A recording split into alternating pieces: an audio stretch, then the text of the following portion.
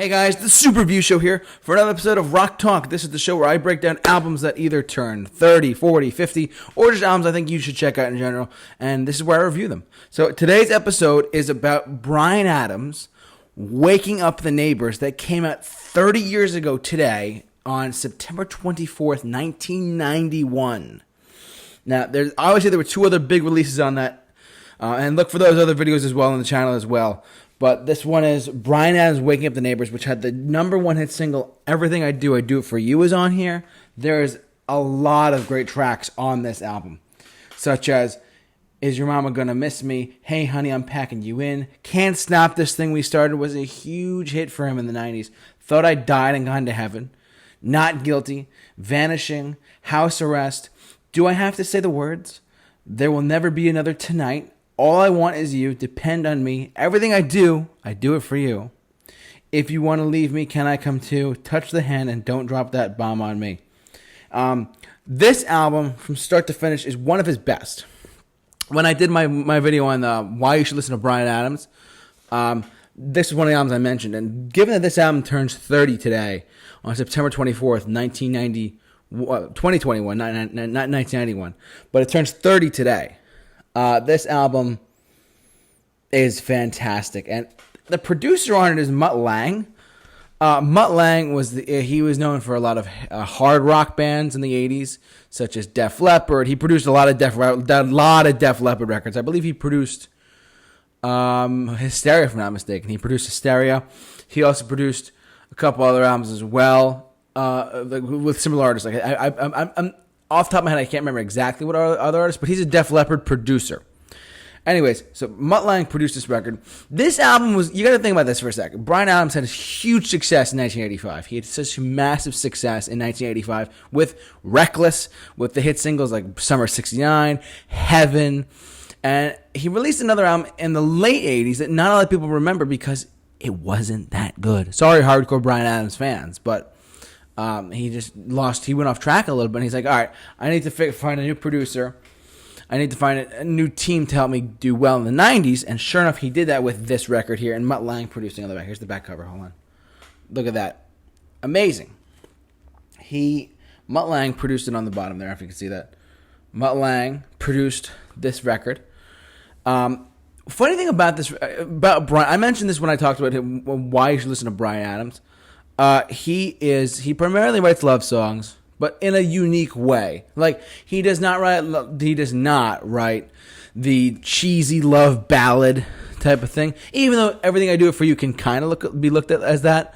At the same time, Bryan Adams, he wrote a bunch of great hits with Reckless, with Summer '69, Run to You, Heaven's a Love Song, of course, was number one.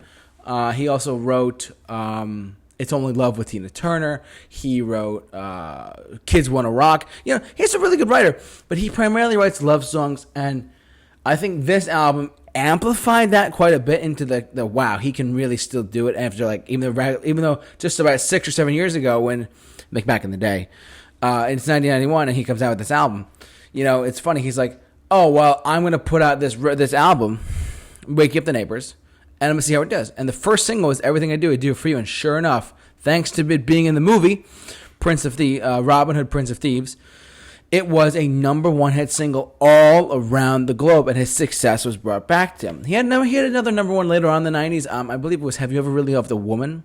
Again, another love song. But I'm a big Bryan Adams fan. I love this record from start to finish. I've listened to it on my turntable, which is off camera. You'll never see it. But he does a great job. I think he's a fantastic writer. But back in the day, he was coming off an album that was not successful after Reckless. As I said, I don't remember the name of it personally, but then come the 90s, he was like, all right, let me create an album that's let me create some new songs. Hopefully the producer can come along. And sure enough, Mutt Lange did that with him, and this album sold a lot of copies.